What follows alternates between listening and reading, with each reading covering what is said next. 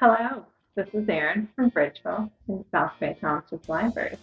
Today we are going to make a wine quartz pumpkin. Let's see what we'll need for this activity. We are going to start off with our wine quartz and gluing them together. The pattern we'll use is 3, 4, 5, 4, 3, and then 1 at the top to use as our stem. We'll glue them in rows first, like that, and then we'll worry about stacking them to make the pumpkin shape. So we're going to use hot glue. I'm using a high temp glue gun, and I'm just going to make a strip of hot glue down one side, and then press my next wine quartz into that. And then for the next one, I'm going to hold them level on the table and then press a strip of hot glue along the side there and try my best to get this one level so that when I go to stack them, they'll sit flat on the pumpkin.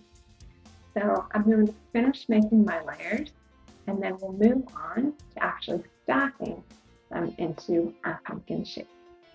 So I'm back in just one second. So I am finished with gluing my corks together. Now this next step is probably the trickiest one.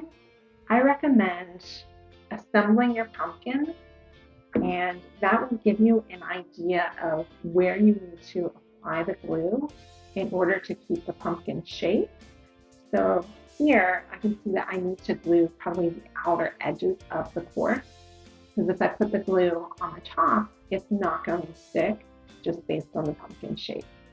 I'm going to go ahead and finish gluing this, and then we'll move on to painting our pumpkin and attaching the cork for this one. Here I have my pumpkin fully assembled.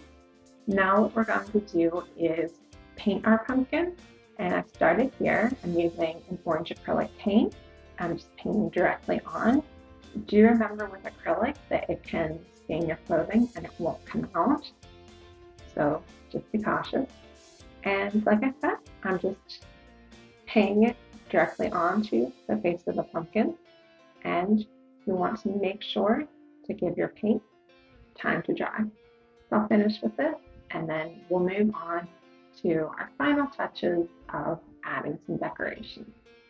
So my pumpkin is dry and I finished it off with some felt leaves at the top, and then I glued on my stem, which is my last wine quartz, and then I added just a little bow here made of some raffia.